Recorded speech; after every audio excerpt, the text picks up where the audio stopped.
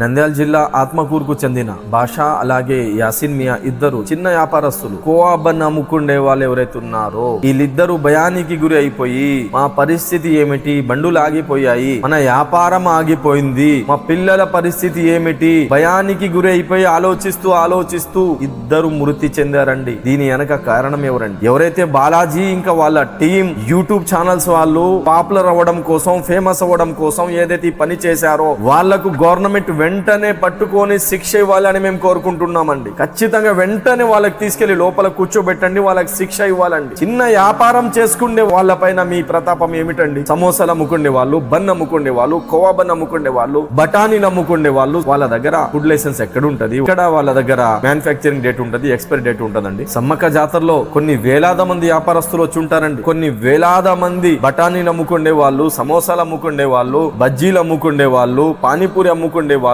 Khoa bun అమ్ముకునే వాళ్ళు కొన్ని వేలాది మంది వచ్చి ఉంటారండి. ఇప్పుడు కూడా మీరు సీసీ కెమెరాస్ చెక్ చేయవచ్చండి. ఒక్క చిన్న వ్యాపారస్తు దగ్గర సమోసా పైన అయినా, బన్ పైన అయినా, బ్రెడ్ పైన అయినా, అక్కడ చిన్న బిస్కెట్లు ఎవరైతే అమ్ముతారో చిన్న దుకాణంలో వాళ్ళ దగ్గర ఆ బిస్కెట్స్ పైన మీరు ఫుడ్ లైసెన్స్ చూపేయగలరండి. ఒకవేళ ఫుడ్ లైసెన్స్ ఉంటే మంచిది. ఏమైనా అది ఖరాబ్ అయి ఉంటే మీరు ఫుడ్ ఆఫీసర్ కి ఫోన్ చేయండి, ఫుడ్ ఆఫీసర్ తో మాట్లాడండి. ఫుడ్ ఆఫీసర్ చర్యలు తీసుకుంటారండి, గవర్నమెంట్ చర్యలు తీసుకుంటది, ఆ డిపార్ట్మెంట్ చర్యలు తీసుకుంటదండి. అరే బాలాజీ, నువ్వు చేసిన తప్పు వల్ల, కొన్ని మీడియా వాళ్ళు చేసిన తప్పు వల్ల, కొంతమంది చేసిన తప్పు వల్ల భయానికి గురి అయిపోయి 2 ఫ్యామిలీస్ రోడ్ పైకి వచ్చేసాయండి. ఇద్దరు మృతి చెందారండి. దీనికి కారణం ఎవరండి? మీ ప్రతాపం లంచాలు తీసుకునే వాళ్ళ దగ్గర చూపియండి సార్. డ్రగ్స్, గాంజాయి ఎక్స్పోర్ట్ అక్కడి నుంచి ఇక్కడి నుంచి తీసుకొని వచ్చి పిల్లలకు గాంజాయి అలవాటు చేసేసి పిల్లల జీవితం ఎవరైతే నాశనం చేస్తున్నారో వాళ్ళ దగ్గరికి వెళ్ళి వాళ్ళకి ఆపండి సార్. కొన్ని వేలాద మంది గాంజాయి వ్యాపారం చేస్తున్నారండి, వాళ్ళకి ఆపండి సార్. మీ దగ్గర దమ్ము ఉంటే, నిజాయితీగా మీరు ఒకవేళ నిజంగా జర్నలిస్ట్ అయి ఉంటే, దేశభక్తి ఉంటే,